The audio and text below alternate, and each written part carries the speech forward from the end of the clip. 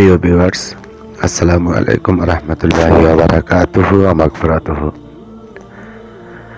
আল্লাহর অশেষ মেহেরবানিতে আশা করি আপনারা সকলে ভালো আছেন এবং আমিও আলহামদুলিল্লাহ আপনাদের দোয়ার বরকতে আল্লাহর অশেষ মেহেরবানিতে খুব ভালো আছি।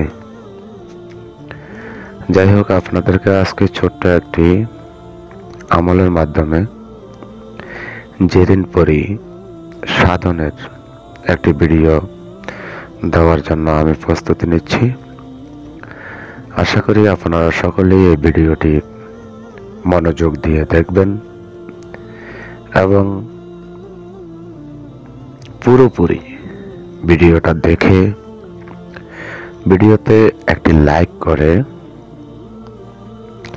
চ্যানেলটি যদি সাবস্ক্রাইব না করা থাকে তাহলে চ্যানেলটি সাবস্ক্রাইব করে আশা করি আপনারা কাজটি করার জন্য চেষ্টা করবেন। আজ থেকে আমি আপনাদেরকে যত ভিডিও দিব সকল ভিডিওর অটো এজাজত দিয়ে থাকবো, কেননা আপনারা আমার কাছ থেকে ফোন করে এজাজত নেওয়ার জন্য চেষ্টা করলে হয়তো অনেক সময় আমাকে ফোনে নাও পেতে পারেন। সেই ক্ষেত্রে আমাকে আপনারা 2 নাম্বার মনে করবেন বা খারাপ লোক মনে করবেন। এই জন্য আমি আজ থেকে যত ভিডিও দিব সকল ভিডিওর অটো এজাজত দিয়ে থাকবো, শুধুমাত্র 2টি কাজের উপরে ভিত্তি করে। 1, শুধুমাত্র চ্যানেলটি সাবস্ক্রাইব করে রাখবেন। 2, যে কোনো ভিডিও দিয়ে কাজ করার জন্য ভিডিওর নিচে ন্যূনতম একটি লাইক করবেন। এই হাতে আমার মন থেকে আপনাদের জন্য সকল প্রকারের এজাজত মনের আবেগ থেকে দেওয়া হলো। আজকে যে আমলটি সে আমলটি অত্যন্ত ছোট এবং অতি সূক্ষ্ম একটি আমল, যে আমল দ্বারা আপনি ইনশাআল্লাহ পরিসাধন করতে পারবেন। তো আমি আপনাদের সাথে বেশি কথা বাড়াবো না, আসুন আপনাদের জন্য আমলের উদ্দেশ্যে কিছু কথা বলা হোক। তো জিন এবং পরি সাধন করতে হলে কিছু কিছু কাজ অনিবার্য করতে হয়। সে কাজগুলা কি কি এর উপরে ভিত্তি করে আমার চ্যানেলে 3টি ভিডিও দেওয়া আছে। জিন পরি সাধনের আগে করণীয় কাজ 1, 2, 3 এবং বাতিনি নজরের জন্য একটি ভিডিও দেওয়া আছে। রুহানি শক্তির জন্য একটি ভিডিও দেওয়া আছে। আমি আশা করব যারা আপনারা জিন পরি সাধন করার জন্য ইচ্ছুক বা মন থেকে চান, ওই ভিডিওগুলা আপনারা দেখে নেবেন এবং এই ভিডিওর ডেসক্রিপশনে কিছু লিঙ্ক দেওয়া থাকবে, কিছু ভিডিওর লিঙ্ক দেওয়া থাকবে। যদি আপনারা ওই ভিডিওগুলা দেখে নেন তাহলে আশা করি জিন পরি সাধনের ক্ষেত্রে আপনারা অনেকটা সহজ মনে করবেন। আজকের এই জেরিন পরি সাধনের মূল মন্ত্র হচ্ছে আপনি হালাল খেতে হবে, 5 ওয়াক্ত নামাজ পড়তে হবে এবং মিথ্যে কথা ছাড়ান দিতে হবে, সত্য কথা বলতে হবে। নিয়মিত পাক পবিত্র থাকতে হবে, কারো সাথে কোনো ধোঁকাবাজি করা যাবে না, কোনো প্রতারণার আশ্রয় নেওয়া যাবে না। আপনি এই আমলটি করতে গেলে জালালি জামালি ফরজ করতে হবে, যেমন আপনার স্ত্রী মিলন থেকে বিরত থাকবেন, পাক পবিত্র পোশাক পরিধান করবেন এবং কিছু খাওয়া বর্জন করবেন। খাওয়াগুলো হচ্ছে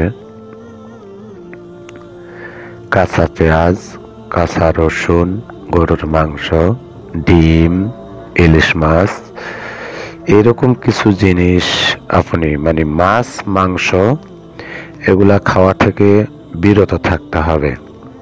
কেননা মাছ মাংস খেয়ে যদি আপনি কোনো সাধনে লিপ্ত থাকেন, তাহলে সেই সাধনটি আপনার নাও হতে পারে।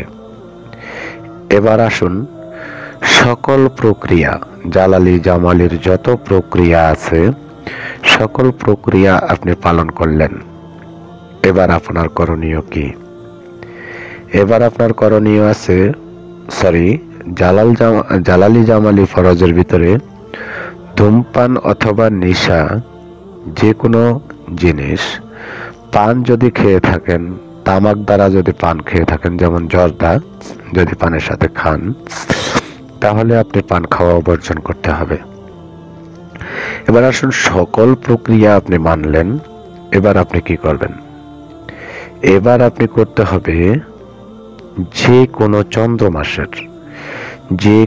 চন্দ্র মাসের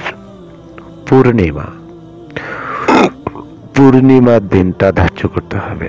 পূর্ণিমার দিনটা আপনি বেছে নিতে হবে। যেমন আগামীকাল পূর্ণিমা, আপনি আজকে রাত থেকে এই কাজটি করতে হবে। কেননা আমরা যেদিন পূর্ণিমা মনে করি তার আগের দিন রাত্রে কিন্তু পূর্ণিমার প্রথম প্রহর। আমরা যেদিন পূর্ণিমা মনে করেন আজকে সন্ধ্যায় পূর্ণিমা, কিন্তু এটা গত রাত্রে পূর্ণিমার প্রথম প্রহর চলে গেছে। অতএব আপনি পূর্ণিমা যেদিন তার আগের দিন রাত্রে থেকে এটা করার জন্য চেষ্টা করবেন। কি করতে হবে? কোথায় যেতে হবে? জিন এবং পরিসাধনের ক্ষেত্রে সবচাইতে ভালো জায়গা হচ্ছে কোনো একটি নিঝুম ঘর। যেমন যে ঘরের আশপাশ দিয়ে মানুষ চলাফেরার কোনো জায়গা নেই, ছোট্ট ঘর হোক বড় ঘর হোক, সেটা দেখার বিষয় না। যে ঘরে অন্য কোনো মানুষ আসা যাওয়া করে না, চলাফেরা করে না, এরকম একটি ঘর যদি আপনি না পান, তাহলে যে কোনো নিঝুম স্থানে গিয়ে আপনি করতে পারেন। পাক পবিত্র অবস্থায় আপনি সর্বপ্রথম 11 বার দুরূদ শরীফ পড়বেন। তারপরে আপনি মাত্র 1001 বার ছোট্ট একটি শব্দ পড়বেন, যেটা হলো আমরা যখন কালিমার শেষে অনেকে সাল্লাল্লাহু আলাইহি ওয়াসাল্লাম বলে থাকি, যেমন লা ইলাহা ইল্লাল্লাহু মুহাম্মাদুর রাসূলুল্লাহ সাল্লাল্লাহু আলাইহি ওয়াসাল্লাম, এই শুধুমাত্র সাল্লাল্লাহু আলাইহি ওয়াসাল্লাম এই শব্দটা আপনি 1001 বার পড়তে হবে। 1001 বার পড়তে হবে। তারপর 11 বার দুরূদ শরীফ পড়বেন। পরে আপনি ওখান থেকে সুন্দরভাবে উঠে গিয়ে আপনি আপনার পাক পবিত্র বিছানায় শুয়ে ঘুমাবেন। আগে যে কথাটা বলার দরকার ছিল সে কথাটা বলা হয় নাই, সে কথাটা এখন পরে বলতে হয়। কেননা মানুষ মাত্রই ভুল করে, আমারও ভুল হতে পারে, স্বাভাবিক। আমলে যখন বসবেন তখন আপনার সামনে 3টি আগরবাতি জ্বালিয়ে রাখবেন। আপনার সামনে 3টি আগরবাতি জ্বালিয়ে রাখবেন। যেমন সামনে বলতে বোঝায় আপনার ডান সাইড বরাবর সামনে একটি, কপাল বরাবর সামনে একটি, বাম সাইড বরাবর সামনে একটি। এক একটা আগরবাতি থেকে এক একটা আগরবাতি ন্যূনতম 1 হাত ফারাক থাকতে হবে।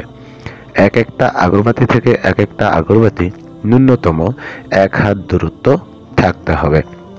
এভাবে 3টি আগরবাতি জ্বালিয়ে দিয়ে, সম্ভব যদি হয় গোলাপ জল ছিটিয়ে দিয়ে আপনার শরীরে সুগন্ধি আতর মেখে, অর্থাৎ সুগন্ধি আতরের ভিতরে সবচাইতে বেশি ওরা ভালোবাসে আপনার গোলাপ আতর। এই গোলা পাথর যদি আপনি সংগ্রহ করতে পারেন তাহলে গোলা পাথর নিয়ে আপনি এই কাজটি করবেন। আশা করি ইনশাআল্লাহ আপনার 1 থেকে 3 দিনের ভিতরে আপনাকে পরী এসে ধরা দিবে। যদি আপনার 1 থেকে 3 দিনের ভিতরে পরী এসে ধরা না দেয়, আপনি মন ভাঙবেন না, কাজ চালিয়ে যাবেন।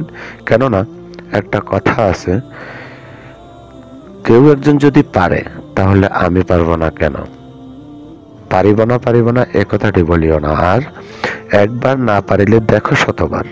তার মানে চেষ্টা করলে মিষ্ট মিটে, এটা সবাই জানে। আপনি যদি একবার চেষ্টা করেন, যদি বলেন যে ধুর এটা আমার দ্বারা হবে না, তাহলে আপনার দ্বারা কিছুই হবে না। আমিও একে একে কয়েকবার চেষ্টা করে তারপরে সাফল্য হয়েছি এবং আমি এখনো পর্যাপ্ত পরিমাণ প্রতি দৈনিকই কোনো না কোনো কাজের উপরে চেষ্টা করেই থাকি। মানুষ বুঝজ্ঞান হওয়ার পর থেকে মৃত্যুর আগ পর্যন্ত চেষ্টার কোনো ত্রুটি থাকে না। আশা করি কথাগুলো বুঝতে পেরেছেন। আজকের মতো আমি এখানেই বিদায় নেব। আসসালামু আলাইকুম ওয়া রাহমাতুল্লাহি ওয়া বারাকাতুহু ওয়া মাগফিরাতুহু।